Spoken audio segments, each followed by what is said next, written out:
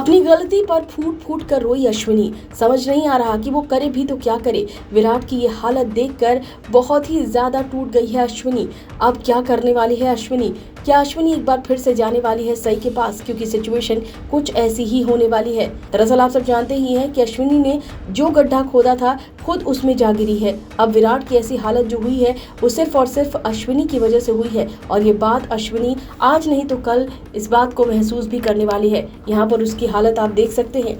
यहाँ जैसे ही वो देख रही है कि उसका बेटा विराट पूरी तरीके से नशे में धुत हो चुका है, अपनी जिंदगी को बर्बाद करने की पूरी कोशिश कर रहा है, बिल्कुल वैसे ही जैसे वो पहले कर चुका है जब सई नहीं थी, जब सई छोड़कर चली गई थी और उसके बाद पता चला कि सई का एक्सीडेंट हो गया और सई इस दुनिया में नहीं रही। उस वक्त भी विराट पूरी तरीके से टूट चुका था और ये बात अश्विनी ने देखा भी था। इसके बावजूद भी अश्विनी ने ये हरकत की। अश्विनी ने सई को मजबूर किया कि वो जिंदगी में आगे बढ़े, सई को मजबूर किया कि वो किसी और से शादी कर ले, वरना सई के दिमाग में ये बात कभी भी नहीं आती कि उसे किसी और से शादी करनी है। वो अलग रहती, दूर चली जाती, इतनी दूर जहां विराट पहुंच ना सके। हो सकता है कुछ ऐसा करती या फिर कुछ ऐसा करती कि ताकि विराट उससे बहुत नफरत करे, लेकिन वो शादी तो कतई नहीं कर सकती। यहाँ पर अश्विनी के कहने पर ही सई ने ये सारी चीजें की। अब ऐसे में यहाँ पर अश्विनी बहुत परेशान नजर आ रही है। उसे ऐसा लग रहा है कि अगर उसने जो है विराट को नहीं संभाला तो सब कुछ गड़बड़ हो जाएगा। ऐसे में अश्विनी के पास अब एक ही रास्ता बचता है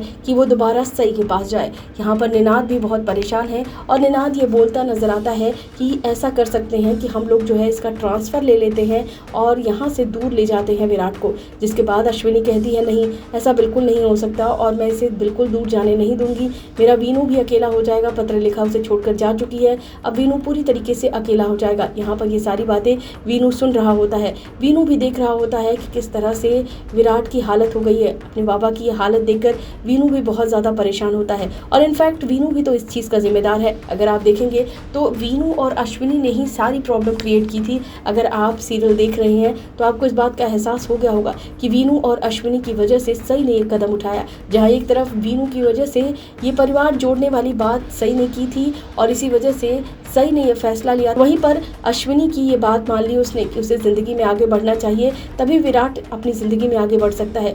लेकिन सवाल ये है कि अब जब पत्र लेखा चली गई है तो सई क्यों नहीं आ रही है, या फिर यहाँ पर अब सई को आना चाहिए।